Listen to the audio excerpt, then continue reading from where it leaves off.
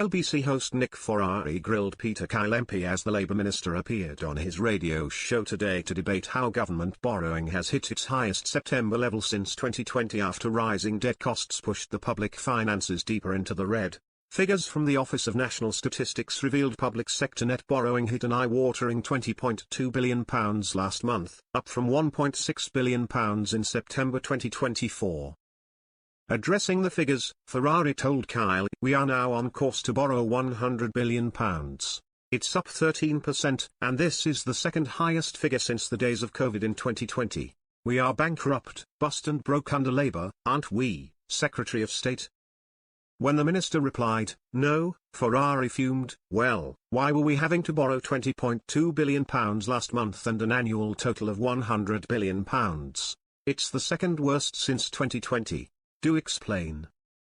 Kyle said that when you look at the debt-to-GDP ratio, we are stable as this country and are doing what it takes to invest our way out of the challenge that we inherited from the Tory government. The Labour politician added, "We inherited a growth emergency. We had no growth, high taxation, low growth, or no growth, and we have to break out of that cycle. What Rachel Reeves has done has restored stability to our economy." However, Ferrari cut in to state, "She's maxed out the credit cards, Mr. Kyle." Kyle tried to continue, but the LBC host wasn't having any of it and raged, "She's maxed out the credit cards and spent £20.2 billion in 1 month alone." As he reiterated his point, Kyle added, "Everything we have done has been within the fiscal rules, so the market can see we are operating within very tight fiscal rules. And in doing so, yes, we are investing in our economy, into the skills of our nation, into the innovation of our nation. We are finding ways to make sure we can get our public services back on their feet because all of this lays the foundation for economic growth."